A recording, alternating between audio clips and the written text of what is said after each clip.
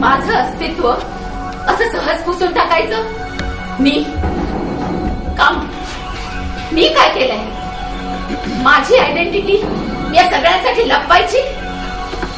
त्या पळपुट्या माझा नवरा होण्याची स्वप्न बघणाऱ्या दाखवणाऱ्या खराबखोरासाठी की त्या हलकट नराधमांसाठी ज्यांच्याविषयी माझ्या मनात सुडाची देखील भावना नाहीये? पण कायद्यानं त्यांना जास्तीत जास्त शिक्षा व्हावी म्हणून मी माझ्या जीवाचं रान करणारच. आणि ती शक्य होणार झाली त्यांना तर त्यांना त्यांच्या विवेकाची शिक्षा ही पेलणारी नसेलच. आणि त्याहीपेक्षा जयाताई, मला माझं अस्तित्व टिकवायचंय. मला ठामपणे उभं राहायचंय आणि इतरांनाही करायचंय. आणि हे नक्की आहे माझ्या मनात की बाईचं शील हे असं कचकड्यासारखं नसतं, कधीही फुटणार. नाही काही गमावलेलं आणि कोर्टातही हेच सांगेन. पुढे हो सारिका, हेच अपेक्षित होतं मला. जयश्री सबनीस बाहेर या, बाहेर या, बाहेर या. जयश्री सबनीस बाहेर या, बाहेर या, बाहेर या. मुलीला आमच्या ताब्यात द्या.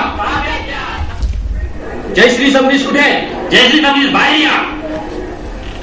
मी सारिका भोसले, अत्याचारित मुलगी.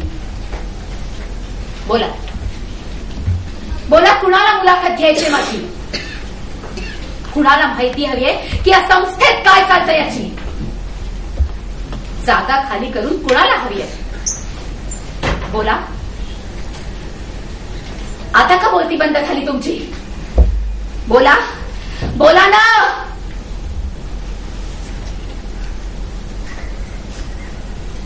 सुनागे, अगं हातातलं काम टाकून ये. बघ या पोरीकडे बघ. गाणे अश्राप कळ्यांचे कधी कुणाच्या कानी पडले. गाणे अश्राप कळ्यांचे कधी कुणाच्या कानी पडले.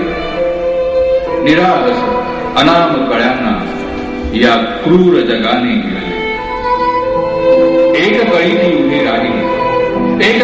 उभी राहिली, आभाळाला साद घातली.